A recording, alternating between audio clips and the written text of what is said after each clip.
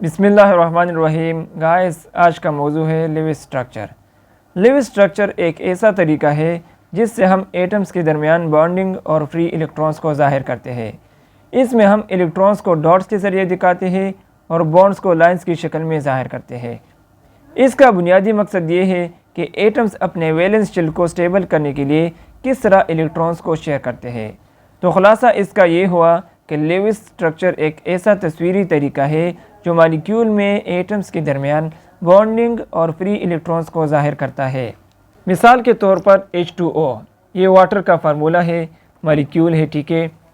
Oxygen है, oxygen के valence shell में 6 इलेक्ट्रॉन्स है। कितने? 6 इलेक्ट्रॉन्स है, ओके।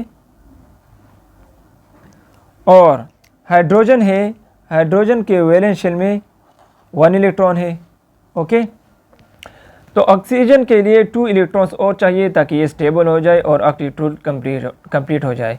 हाइड्रोजन के लिए 1 और इलेक्ट्रॉन चाहिए ताकि ये स्टेबल हो जाए और 1 और इसका डुप्लीट्यूल कंप्लीट हो जाए, ठीक है। तो यहाँ पर H2O है, H2O में 1 ऑक्सीजन है और 2 हाइड्रोजन इसके साथ अटैच है, ठीक है।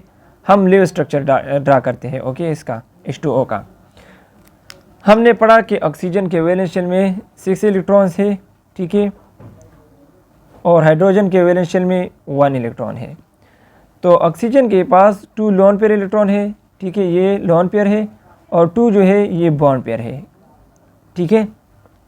लोन पेयर इलेक्ट्रॉन को हम डॉट से डिनोट करेंगे। लोन पेयर इलेक्ट्रॉन है ये, ठीक है, लोन पेयर इलेक्ट्रॉन्स, और इसको हम डिनोट करेंगे डॉट से, ठीक है।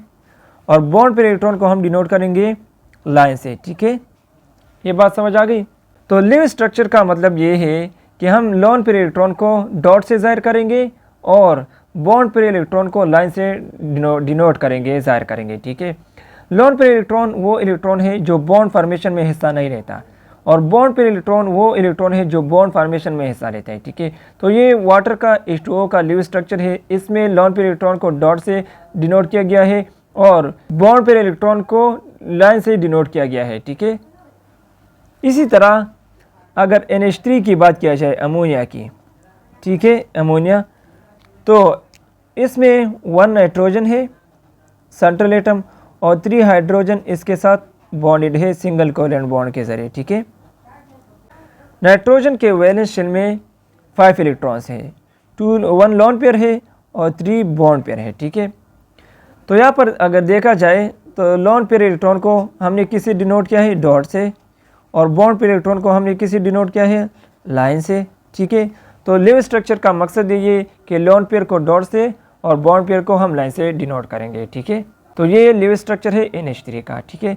इसी तरह अगर कार्बन डाइऑक्साइड की बात किया जाए, CO2, ठीक है, तो इसमें 2 ऑक्सीजन अटैच है इस तरह, ठीक है।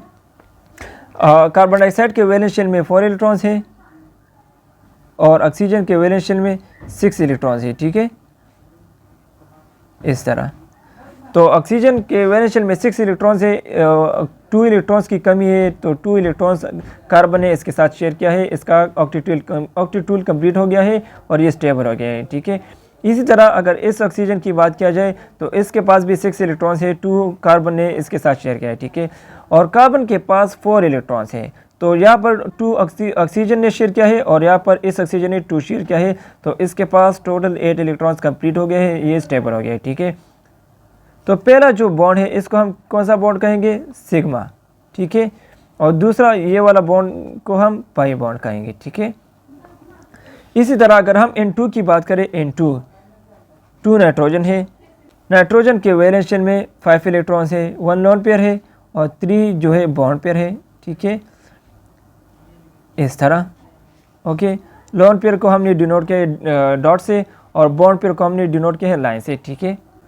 पहला इसको हम सिग्मा, ठीक है, और जो नीचे 2 बॉन्ड्स हैं इसको हम यानी 2 पाई बॉन्ड्स है, कितने? 2 पाई बॉन्ड्स, ओके। तो ये मुख्तलिफ लिविस स्ट्रक्चर है कार्बन डाइऑक्साइड का, N2 का और NH3 का, अमोनिया का, H2O का। आई होप कि लिविस स्ट्रक्चर की समझ आ गई होगी। अगर लेक्चर अच्छे लगे हैं तो लाइक करें और चैनल को सब्सक्राइब करना ना भूलिए। हमारे साथ रहिए, तब तक दी इजाज़त, अल्लाह हाफिज़।